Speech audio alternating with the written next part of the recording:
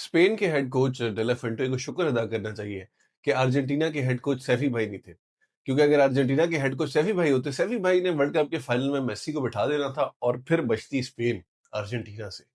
मतलब Angénieux thinking यार, कि मतलब आप कह रहे हो कि हमारी टीम जो कि 8वें टेस्ट इन a row हार चुकी है, हमारी टीम जो कि लोएस्ट रैंक टीम है वर्ल्ड टेस्ट चैंपियनशिप में, हमारी टीम जिसका वाइल्ड बैट्समैन जो चला है पिछले मैच में, उसकी इंडेक्स फिंगर टूटने की वजह से वो ये मैच खेलेगा नहीं।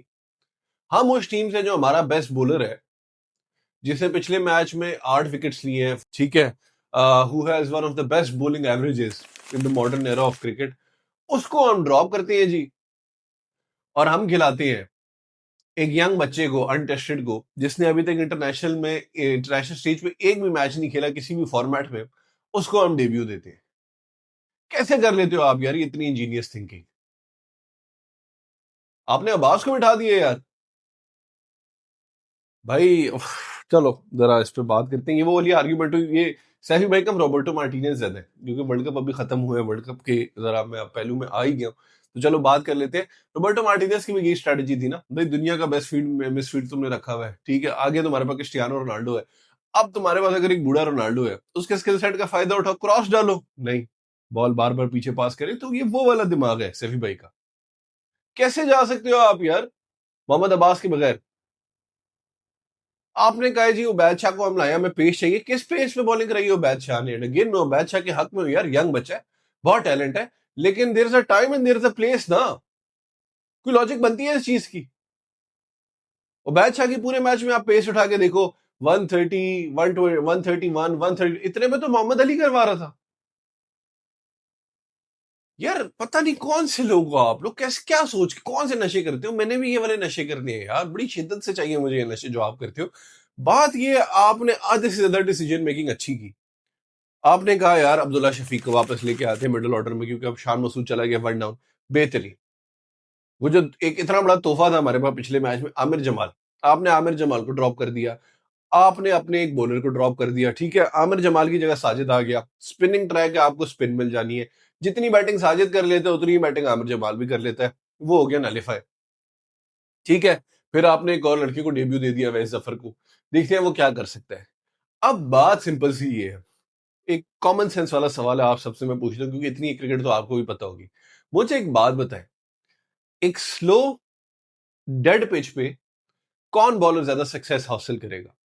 वो वाला बॉलर जो 135, 140, 145 पे आके मारता है बॉल को पिच पे और स्विंग करता है, या वो वाला बॉलर जो मिड 120s में कराएगा और सीम से बॉल कभी इधर लेके जाएगा, कभी उधर लेके जाएगा, कभी उसका बॉल बैठ जाएगा, कभी उसका बॉल उठ जाएगा? खुद मुझे बताएं कौन ज्यादा सक्सेसफुल होगा? जिस पिच पे ये जो स्पिन कर रहे हैं, स्पिन किस तरह हो रही है? वो भी तो यूं ही हो रही है ना, कि वो लग के टर्न कर रही है, सीम से ही हो रही है ना वो भी। स्विंग ज्यादा होनी नहीं है इन कंडीशन में, सीम होनी है। अब आप देखना, अभी से मैं आपको एक प्रोडिक्शन दे रहा हूं, ये अगर ग्रीव्स भाई, अभी तो कल तो इनकी वैसे फिर ये 50 तो मार गए थे, लेकिन इनकी टांग में भी मसले चल रहे थे। अगर ग्रीव्स भाई ने बॉलिंग की ना वेस्ट इंडीज की तरफ से, ऑब्वियसली स्पिन तो वो वारेगन तो करेगा ही करेगा, क्योंकि स्पिन इधर इतना हो रहा है। वेस्ट इंडीज की तरफ से तबाह बर्बाद कर देगा इस टेस्ट मैच में आपको ग्रीव्स, क्योंकि ग्रीव्स करता है उस पेस पे बॉलिंग जिसपे अब्बास है, और वो उस तरह की बॉलिंग करता है। या आप लोग अभी डे वन के इख्तिताम पे आप मेरी बात लिख लो, ब्रेनलेस क्लूलेस डिसीजन मेकिंग। आपने यार इतने अच्छे डिसीजन ले लिए। आप इस पिच पे मोहम्मद अली के साथ मोहम्मद अब्बास को खिला दो, और ये आप 2 स्पिनर डाल दो, आप जुड़ जाओगे वेस्ट इंडीज को। लेकिन नहीं यार, जीते क्यों? जीतने ही तो क्यों, जीतता होता तो ये हाल होता हमारी क्रिकेट का। फिर जी, horrible horrible horrible captaincy from Babar Azam. Extremely disappointed, इसलिए मैं बार बार एक बात कह रहा था कि मैं इस हक में नहीं हूं कि आप बाबर को कैप्टन बनाओ, क्योंकि बाबर पे आएगा सारा इल्जाम फिर से, बाबर की वजह से मैच हारेंगे, बाबर ने ये कर दिया, बाबर ने वो कर दिया, कोई बाकी टीम में बात नहीं करेगा। इसलिए मैं बार बार कह रहा था बाबर को कैप्टन मत बनाओ, क्योंकि आप उसे एक मैच में आप लोगों ने इतना क्रिटिसाइज किया है। वो बंदा जो इतनी अच्छी कैप्टनसी कर रहा था पिछले टेस्ट मैच में, वो बंदा जो इतनी अच्छी कैप्टनसी कर रहा था पीएसएल के दौरान, वो बंदा एक कंप्लीटली लॉस्ट कैप्टन लग रहा है।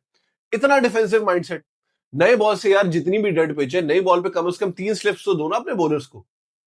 पहले 8 ओवर में 3 कैचेस निकले थर्ड स्लिप से। दो बादशाह की बॉलिंग पे, एक मोहम्मद अली की बॉलिंग पे। जब तीसरा कैच निकला फिर मोहम्मद अली ने जाके बाबर को कहा कि बाबर जानिए एक थर्ड स्लिप पर ले ले, फिर जाके आपने थर्ड स्लिप ली है।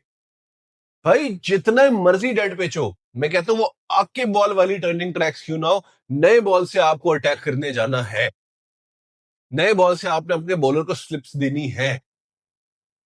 Extremely poor, extremely defensive captaincy from Babar Azam. और अगेन मैं जिन सबको पता है मैं बाबर के हक में बात करता हूं, और मैंने डे वन से कहा मैं वो बात करूंगा जो फेयर है, और ये बहुत बुरी कैप्टनसी है। आप डे वन पे पहले 10 ओवर में इतना डिफेंसिव हो, तो आपने डे थ्री डे फोर पे जाके क्या करना है? Too defensive again, why? Because इतना क्रिटिसिज्म मिला है बाबर को पहले टेस्ट के बाद, उसका वो जो कॉन्फिडेंस आ रहा था, वो जो सेल्फ एश्योरिटी आ रही थी, वो अब फिर से जाना शुरू हो गया है। इसलिए मैं कह रहा था कि आप लोग जो खुश हो ना बाबर के कैप्टन बनने पे, आप उसके फैन नहीं, आप उसके दुश्मन हो। देख लो किस तरीके से आप किस आर्ग्यूमेंट से डिफेंड करोगे ये बात कि आगा भाई उसने दो स्लिप्स क्यों ली हुई है, कि उसे पता है वो बादशाह मार खाएगा। वो बादशाह ने तो मार खानी है। 7 ओवर में उसने 40 रन दिए हुए थे अपने एक विकेट लेके, जो एक विकेट भी हुई है वो भी उससे हुई है। बात सारी की सारी फिर वही है ना कि यार अगर तो वो एक्सप्रेस पेस होता 145 150 में, कहता फिट है, पेस उसकी उतनी जितनी मोहम्मद अली बॉलिंग कर रहा है, आप क्यों खिला रहे हो बादशाह को? आपने वो बादशाह को खिलाना है, बादशाह डिजर्व करते हैं खेलना, तो he should be the one of three seamers. जिस तरह पिछले मैच में आप थे मोहम्मद अब्बास, खुरम शहजाद, मोहम्मद अली, उस तरीके से इस मैच में अगर आपने खुरम को ड्रॉप करना था, तो आपका ये होना था मोहम्मद अब्बास, मोहम्मद अली, और तीसरा पेसर आपको होता हो बादशाह। वहां पे इसकी जगह बनती है। वहां पे इस पे भी इतना प्रेशर नहीं है कि हाँ यार अगर मैं परफॉर्म नहीं करूंगा तो बाकी दो संभाल लेंगे पेसर्स। यहाँ पे नए बॉल से आप प्रेशर ही नहीं बना पाए, क्योंकि मोहम्मद अली इतनी अच्छी बॉलिंग करवा रहा था, उसके बाद दूसरे एंड से अब इसको चौके में चौका पड़ी जा रहा है। 40 रन 7 ओवर में यार, इतनी इकोनॉमी वनडे में बुरी होती है, ये तो टेस्ट में खा रहा है, एंड में तो और बुरी हो गई थी। अगेन बेहतरीन है यार, टैलेंटेड लड़का, डिजर्व करता है, लेकिन सिचुएशन होती है ना खिलाने की। इंडिया की आर्ग्यूमेंट ले लो, वाइबा सूर्यवंशी कितना टैलेंटेड है यार, क्या उस बंदे की पोटेंशियल है, इंडिया वो उसे ले जाए 2027 वर्ल्ड कप में, कि नहीं भाई ये क्या लड़के इसको ले जाओ। लॉजिक होती है ना, स्टेज होती है ना, आहिस्ता आहिस्ता आप इंटीग्रेट करते हो। Poor horrible planning. और अगेन अब इसका अगर इल्जाम बाबर पे आया ना, तो मुझे इतनी हंसी आएगी, क्योंकि जो कोच है और जो सिलेक्टर है वो क्या चूड़ियां पहन के मांगने बैठे हुए हैं? वो प्लेइंग 11 का डिसीजन तो कोच लेगा ना, कि यार मेरी टीम का जो बेस्ट परफॉर्मर है पिछले मैच में, एक तो बेचारा इंजरी से बाहर हो गया, दूसरे को मैं ड्रॉप करूंगा क्योंकि मुझे ये नया बच्चा खिलाना।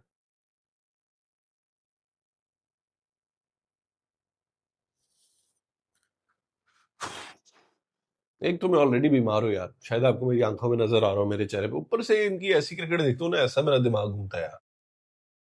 देखते हैं आज डे टू पे क्या करते हैं, क्योंकि डे वन पे तो हर लिहाज से, अपार्ट फ्रॉम मोहम्मद अली की बॉलिंग, अपार्ट फ्रॉम वो हमारे अली उस्मान ने फाइनली बहुत अच्छी बॉलिंग की, साजिद ने आखिरी सेशन में आके मार खाई है, उससे पहले अच्छी बॉलिंग कर रहा था।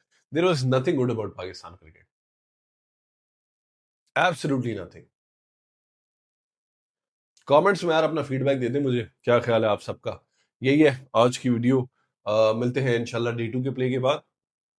अल्लाह हाफिज।